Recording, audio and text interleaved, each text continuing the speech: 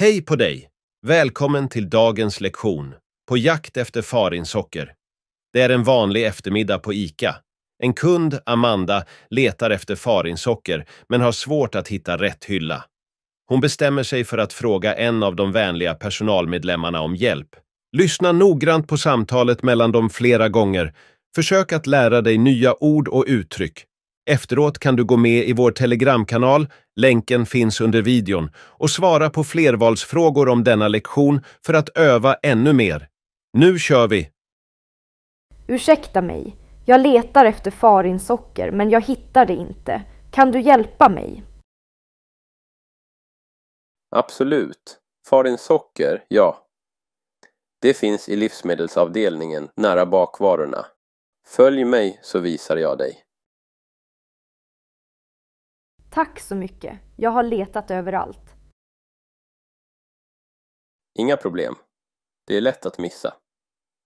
Här är det, bredvid det vanliga sockret och bakpulvret. Åh, där är det ju. Tack för hjälpen. Varsågod. Behöver du något annat? Nej, det var allt. Tack igen. Ha en trevlig dag. Tack du med. Lyssna igen för att anteckna nya ord och öva senare. Ursäkta mig, jag letar efter farinsocker men jag hittar det inte. Kan du hjälpa mig?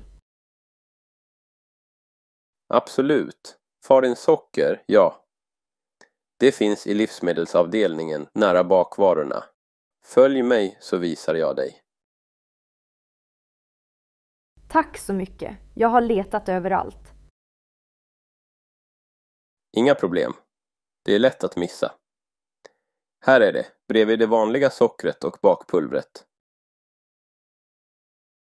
Åh, där är det ju. Tack för hjälpen. Varsågod. Behöver du något annat? Nej, det var allt. Tack igen. Ha en trevlig dag. Tack du med. Hoppas att du har lärt dig mycket av samtalet. Glöm inte att kommentera nya ord som du har lärt dig idag. Gilla och dela om du vill fler samtal på svenska. Okej, fantastiska tittare. Innan ni går vidare, låt mig berätta om något riktigt coolt här på YouTube. Det kallas Super Thanks. Det är ett sätt att visa extra kärlek och stöd till kanalen och det är enkelt att använda.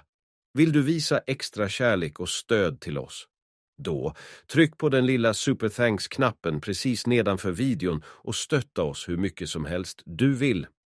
Det är som att ge oss en high five direkt genom skärmen.